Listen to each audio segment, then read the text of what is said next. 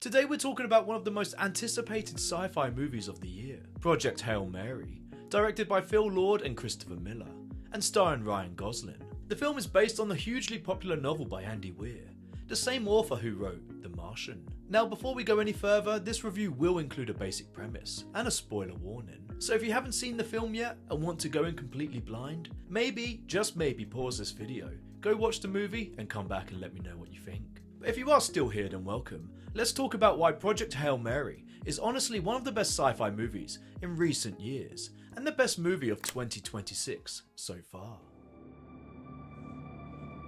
I understand that you think I'm the right person for this mission. I understand the stakes. Object approaching.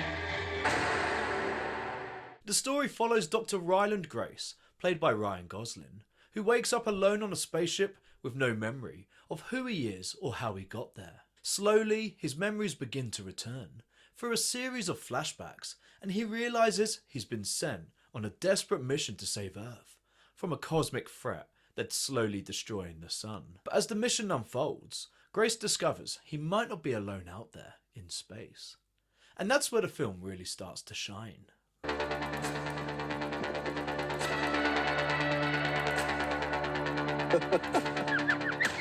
Let's start with the obvious, guys. Ryan Gosling is fantastic in this movie. He plays Dr. Ryland Grace perfectly and honestly carries the entire film on his back. Ryan Gosling has always had incredible range as an actor, and this role showcases all of it. He's funny, he's nerdy, he's serious when the moment calls for it, he's emotional when things get heavy, and above all, he has that natural leading man aura that reminds you why he's such a massive film star. The role demands a lot from him, often acting alone or against non-human characters, and he absolutely delivers. The small supporting cast also do great work, even though they have limited screen time, and I especially want to shout out Sandra Huller, who plays Eva Stratt in the flashback sequences. She's honestly fantastic. Stratt is intense, focused, and completely committed to the mission of saving humanity, no matter the price. But there is this one moment where she drops her guard, and she sings Sign of the Times, and honestly I have goosebumps just thinking about it. It's a small moment in the movie, but it really humanises the character.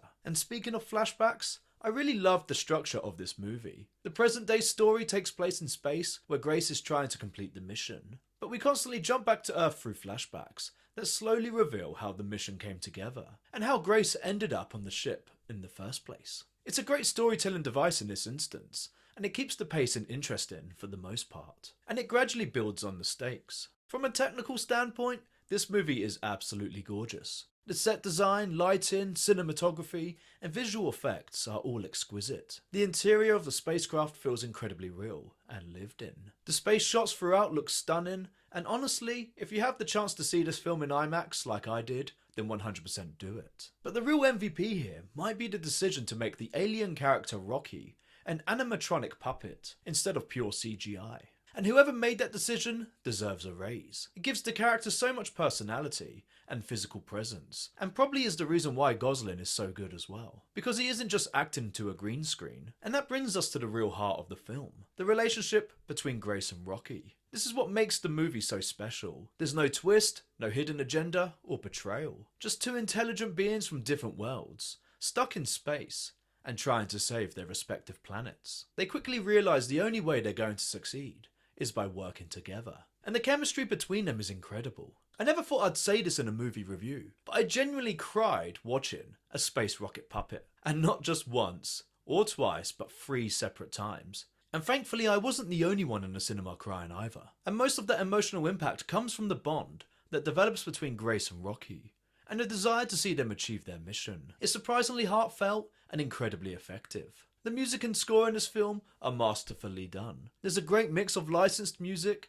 and an original score that really enhances the emotional moments. Composer Daniel Pemberton definitely deserves credit for what he achieved with this movie. The sound design is equally impressive, especially in the space sequences, and with Rocky's unique way of communicating. Why is a school teacher in space?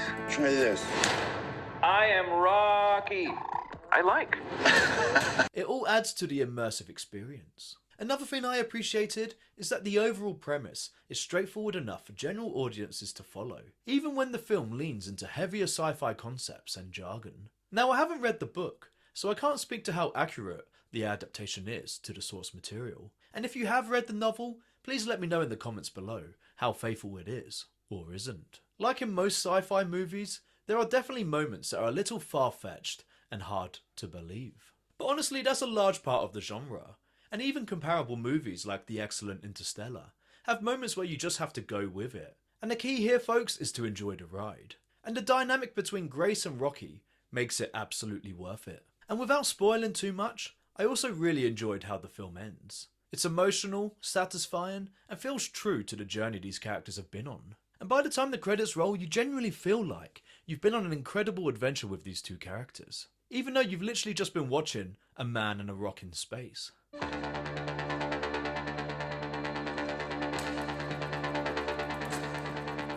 The film isn't quite perfect.